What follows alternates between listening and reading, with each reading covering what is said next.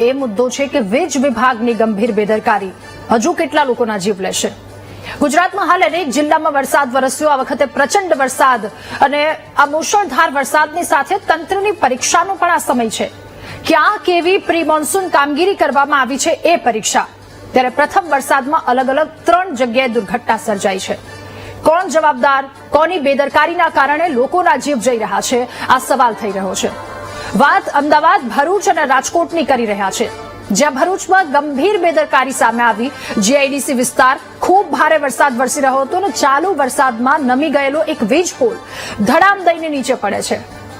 આ નમી ગયેલો વીજ પોલ ક્યારેય પણ દુર્ઘટના સર્જાઈ શકે આ વાત સ્થાનિકોએ તંત્રને અનેક વખત રજૂઆત કરી હતી, પરંતુ આળસનું આ એક પરિણામ સામે આવ્યું। જો અહીંયા મોટી દુર્ઘટના સર્જાઈ હોત તો જવાબદાર કોણ રહેત? બીજી વાત અમારે આપને એ બતાવી છે કે રાજકોટના રૈયાધાર વિસ્તાર કે જ્યાં એક 4 વર્ષની બાળકી જેને પીજીવીસીએલની ગંભીર બેદરકારીના કારણે જીવ ગુમાવવો પડ્યો। ખુલ્લા પડેલા વીજ વાયરને અડકી જતા એ 4 વર્ષીય કિંજલ ડાઢેડિયા કે જેને વીજ શોક લાગતા તેનું મૃત્યુ નીપજ્યું। બાળકીનું મૃત્યુ થાય છે। સ્થાનિકો એ પણ કહી રહ્યા છે કે 2 દિવસ બાદ તંત્ર જાગે છે, 2 દિવસ બાદ તંત્ર ત્યાં આવી અને કામગીરી કરે છે। રિપેરિંગ પણ તેમણે કર્યું। અને હવે વાત અમદાવાદની। અમદાવાદમાં ઘીકાંટા વિસ્તારમાં કરંટ લાગતા યુવકનું મોત। શહેરના મિર્ઝાપુર વિસ્તારમાં ઘીકાંટા નજીક પોળ પાસે એક 20 વર્ષીય યુવક કે જેને કરંટ લાગ્યો એનું મૃત્યુ નીપજ્યું। મ્યુનિસિપલ કોર્પોરેશનના ઇલેક્ટ્રોનિક પોલનો વાયર ખુલ્લો હોવાના કારણે પાણીમાં યુવકને કરંટ લાગ્યું, તેનું ઘટના સ્થળે જ મૃત્યુ નીપજ્યું। આ 3 ઘટના આપણે જોઈ। આ પહેલી વાર નથી, દર વખતે આવી ઘટના ઘટે છે અને આ બધી ઘટતી ઘટનાઓમાંથી તંત્ર બોધ ક્યારે લેશે એ રાહ જોઈને અમે સૌ કોઈ બેઠા છીએ। એક સવાલની સાથે આ મુદ્દો કે જે કરવો છે, વીજ કંપનીની બેદરકારી હજુ કેટલા લોકોનો ભોગ લેશે?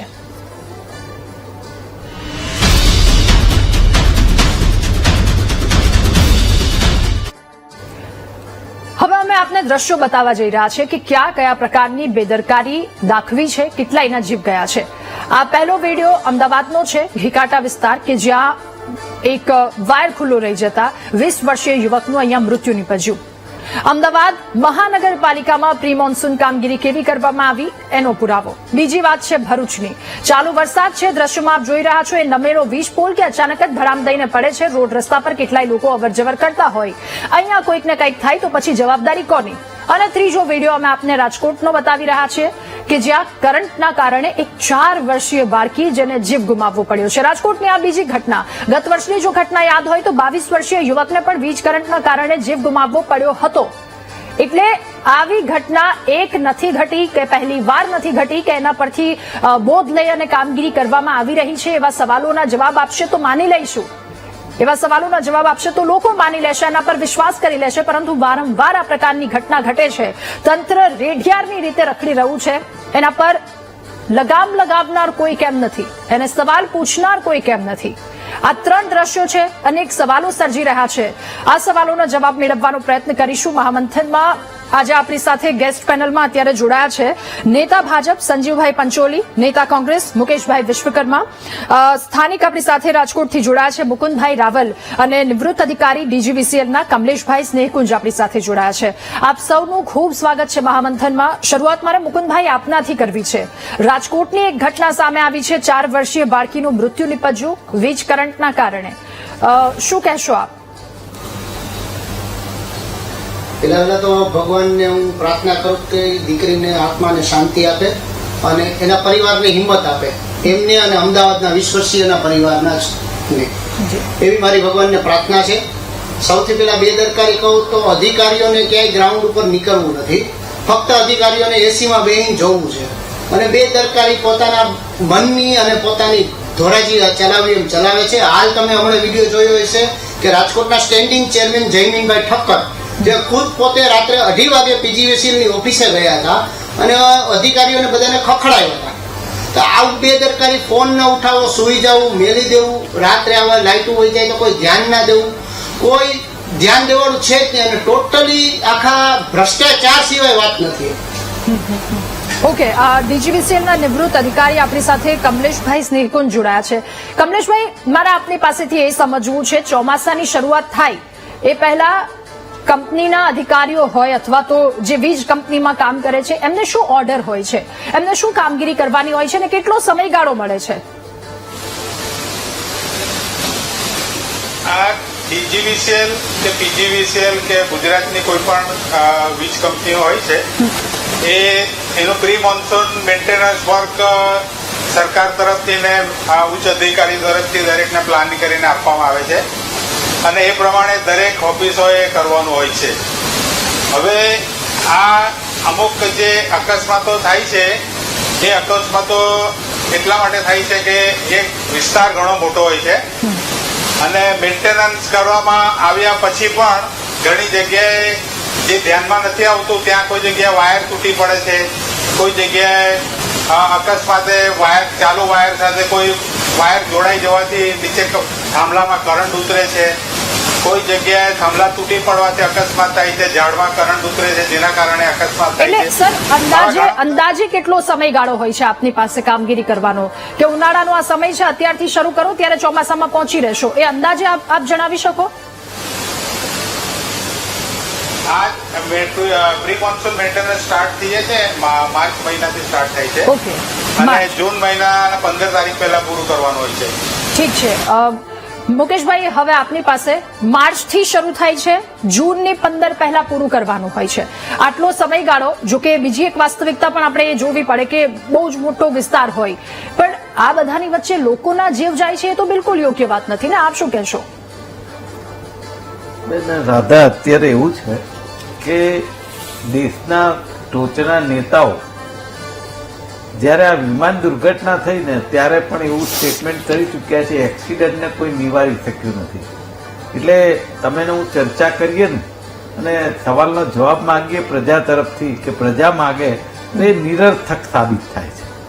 હવે આ વાત જે તમે પૂછી, એમણે કહ્યું કે 2-3 મહિનાનો ટાઈમ મળે, તો હું એવું કહું છું કે 12 મહિનાનો ટાઈમ કોઈ દિવસ મળે? ના જ મળે.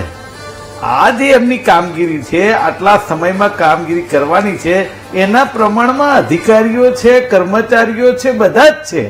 અને આજે 2 લાખ કરોડ જેટલો જીએસટી આપણા દેશની અંદર આવતો હોય અને જો અધિકારીઓ અપૂરતા હોય તો એની પૂર્તિ કરવી જોઈએ. પણ જે લોકો મોતને ભેટે છે, આપણે એને શ્રદ્ધાંજલિ પાઠવીએ કે જે 4 વર્ષની દીકરી છે, એક યુવાન છે. તમે સમજો કે આ જે ઇલેક્ટ્રિક કંપનીઓ જો એ વાત એવી કરતા હોય કે ખૂબ મોટો વિસ્તાર છે, તો જે રીતે ક્યાંક વીજ ચોરી હોય છે એ પકડવા જાય છે કે નથી જતા, એ લોકો ટાઈમસર પહોંચી જાય છે બધી જગ્યાએ, અને કેટલીક જગ્યાએ ભ્રષ્ટાચારે માજા મૂકી દે, સ્થાનિકે કહ્યું બહુ સાચી વાત છે. તો પછી જે ખરેખર પાયાનું વર્ક કહેવાય કે જેના હિસાબે માનવ જીવન જોખમમાં આવે, એ કામમાં કેમ બેદરકારી? તમે સમજો કે આપણે ક્યાંક બહારગામ જતા હોઈએ રાધા, ગમે ત્યારે, તો તમે સમયાંતરે રસ્તા ઉપર કે રૂરલમાં ગમે ત્યાં જુઓ ને, તો એ યુજીવીસીએલ હોય કે ડીજીવીસીએલ હોય કે કોઈ પણ વીજ કંપની હોય, એના થાંભલાઓ આડા અવળા વાયરો અને તૂટેલા ગમે ત્યાં લટકતા આપણે જોઈએ, જેની નીચેથી પસાર થતા કદાચ આપણને પણ ડર લાગે. તો પછી એને રિલેટેડ અધિકારીઓ અથવા તો એ વિસ્તારના નેતાઓ, એ વિસ્તારના ચૂંટાયેલા સદસ્યો એને દેખાય નહીં કે આ જે મતદારોએ મને મત આપ્યા છે, જે વિસ્તારની આ પ્રજા વેઠશે કે એને મોતને ભેટશે, તો જવાબ શું આપીશું? આ સવાલ છે. પણ અત્યારે કેવું છે, કોઈ કહેનારું નથી. આ જે અધિકારી રાત છે, તમે જો એમને પેલા ભાઈએ કહ્યું, જયમીનભાઈ ઠક્કર 3 વાગે રાત્રે એમની ઓફિસે ગયા, તો એ કેમ જવું પડ્યું?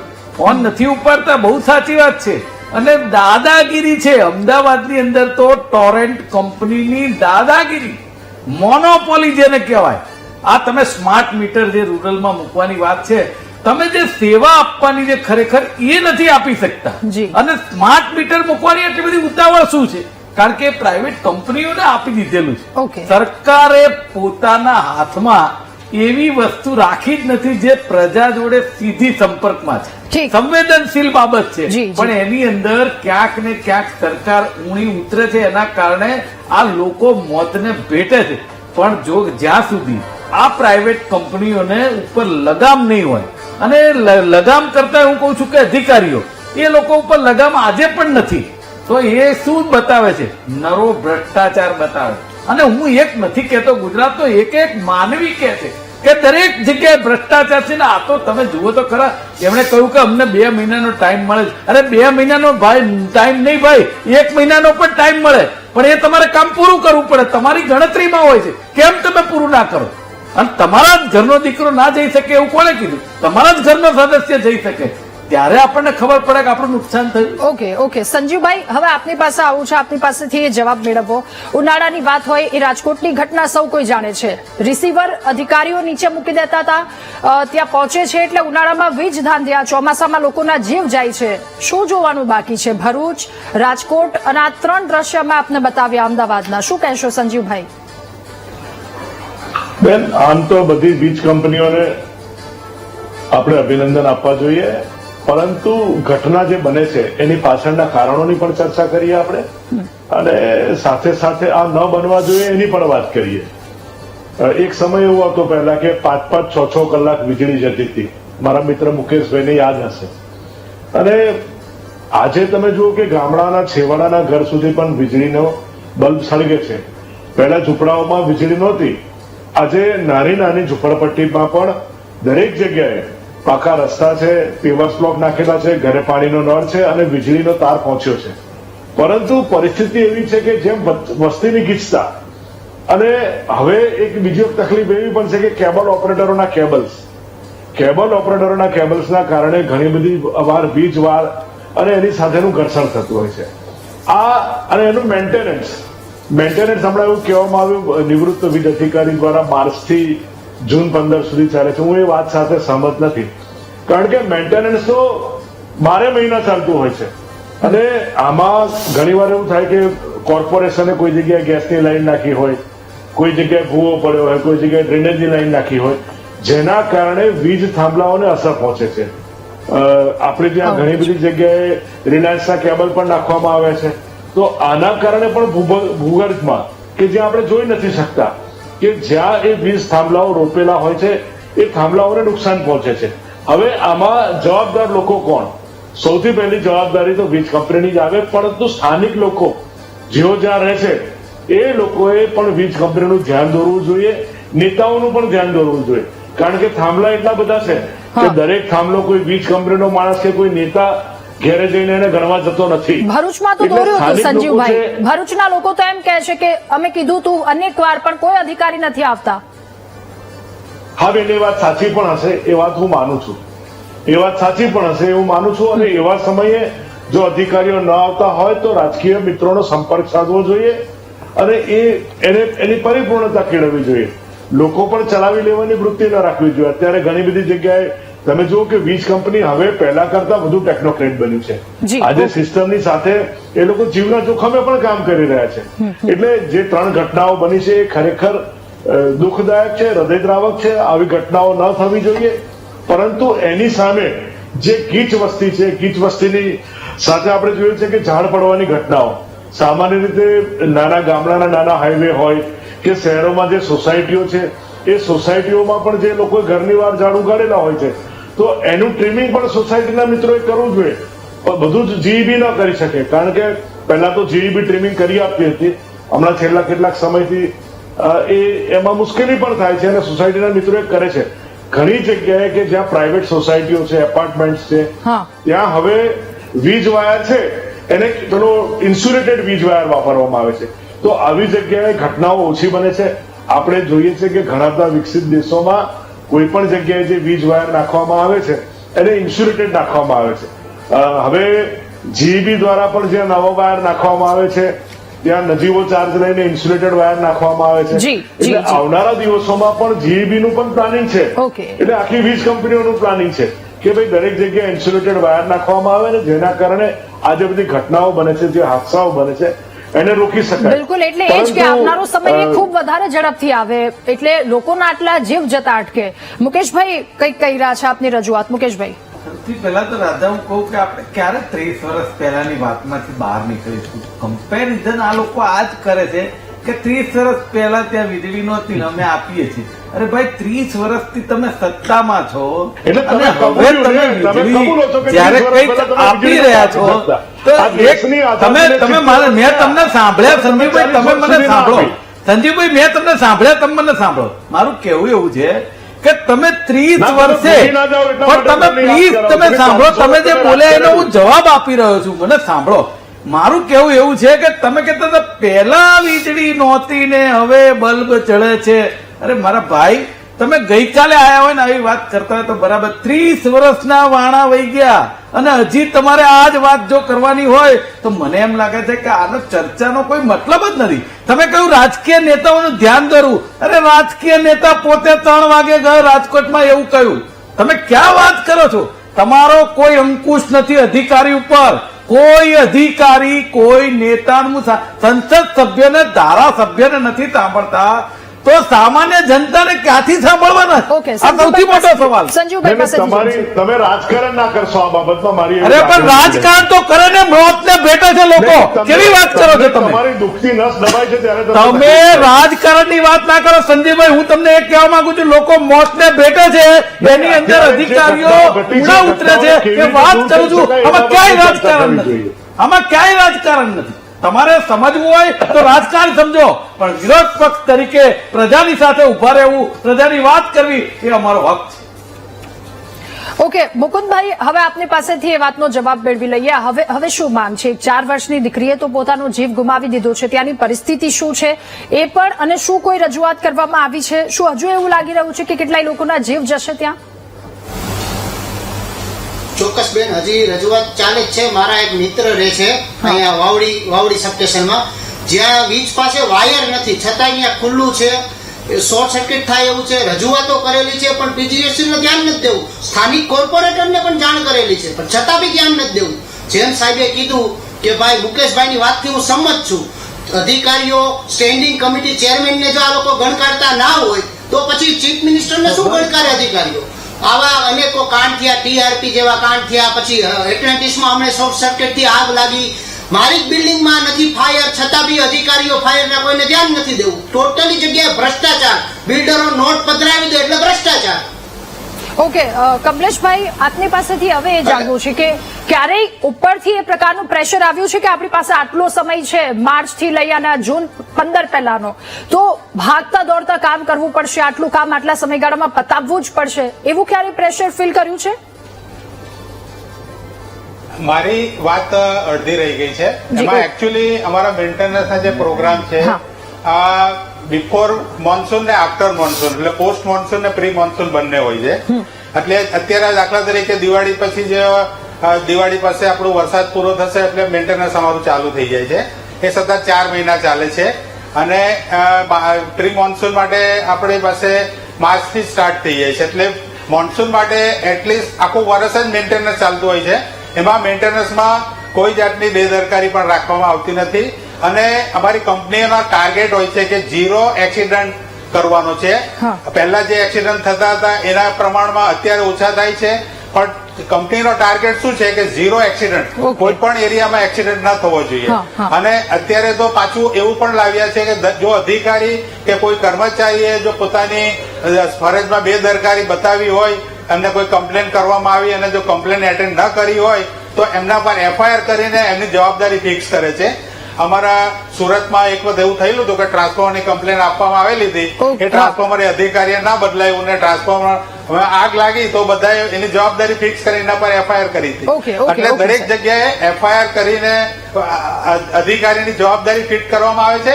એમાં બેદરકારી કોઈ જનરલી રાખતું નથી અને અધિકારીઓ હંમેશા આ બાબતે તત્પર હોય છે. એ સરાહનીય પગલા છે, પરંતુ એમાં ક્યાંક ચૂક થઈ જાય છે, એ ઘટતું કરવાની જવાબદારી હવે બને છે. મુકેશભાઈ, જો મારી વાત એવી છે કે આમાં કોઈ પણ મુદ્દો હોય જે પ્રજાને સ્પર્શતો હોય તો મારા મિત્રને કહેવા માંગુ છું કે લોકશાહીની અંદર એક સરકાર ચાલે, સત્તા પક્ષ કહેવાય, અને વિરોધ પક્ષ હોય અને સ્થાનિક લોકો હોય. એની પોતાની વ્યથા એ વાત કરે અને વિરોધ પક્ષ એને ઉઠાવે તો તમે આમાં રાજકારણની વાત કરો, કેવી રીતે ચાલે? અને હું તમને અમદાવાદ જેવા શહેરની વાત કરું છું કે ત્યાં કેટલીય સોસાયટીની અંદર એ રીતના પાઇપો ને વાયરો છે. મીટર રીડિંગ કરવા આવતા ટોરેન્ટના અધિકારીઓને શું એ વાયર નથી દેખાતા? કે આ જો વરસાદનું પાણી પડે ને આગ લાગે તો અહીંયા કેટલો મોટો અકસ્માત થાય નથી જોતા એ લોકો. કારણ કે એ લોકોની ઉપર કોઈ ઓડિટ નથી, ટોરેન્ટને કોઈ કહેવા વાળું નથી, એટલે ટોરેન્ટ ગમે તે કરી શકે. મારી વાત બીજી એ છે કે રૂરલની અંદર તમે ભાવનગર લઈ લો, આજે મારા તાદસ્ય દાખલા કહું જે મેં અનુભવેલા છે, એ ભાવનગરની અંદર લઈ લો કે રાજકોટની અંદર લઈ લો કે રૂરલના કોઈ પણ તાલુકા પ્લેસ લઈ લો. અરે આણંદ હું કઉ છું, હું આણંદ બીજે દિવસે જવાનો તો બોમ્બે, હું આણંદ રોકાયો તો નજીવો વરસાદ જેને કહેવાય અડધો ઇંચ પણ નહીં હોય, આણંદમાં 4 કલાક વીજળી જતી રહી. મેં એમને કહ્યું, મેં કીધું આ વીજળી હવે ક્યારે આવશે, કારણ કે મોબાઈલ ચાર્જ કરવાનું. મને કે અમારે તો આ છાસ વારે બને છે, અને આ ભાઈ વાત કરે 24 કલાક વીજળી. મને નવાઈ એ લાગે છે કે તમે વાસ્તવિકતાને ધરાતલ ઉપર વાત કરો ને.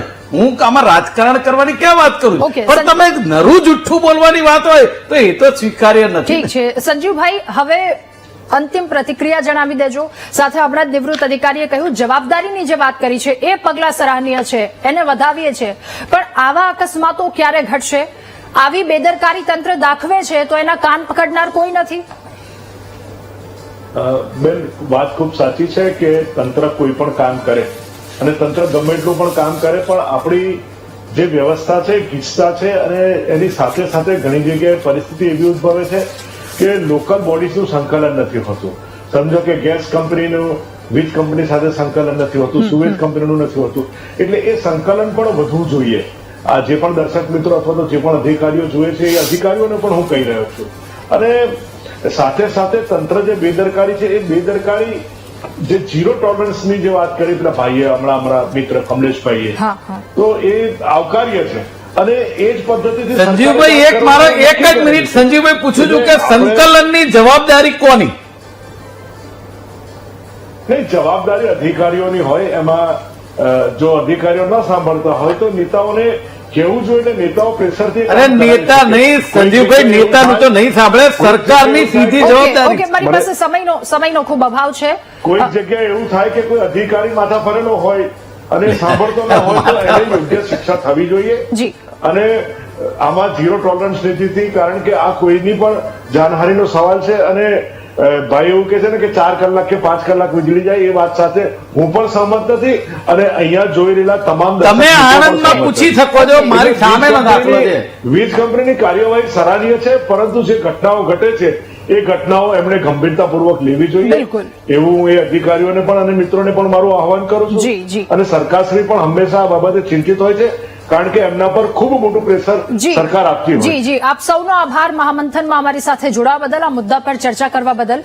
તો વરસાદની વાત અને સાથે કેટલાય લોકોના જીવ જઈ રહ્યા છે, જેમાં કંઈક ઓછું થાય એવી આશા સૌ કોઈની. મહામંથનમાં હાલ બસ આટલું જ. વધુ સમાચાર અપડેટ્સ માટે આપ ડાઉનલોડ કરો VTV ન્યૂઝની એપ્લિકેશન. નમસ્કાર.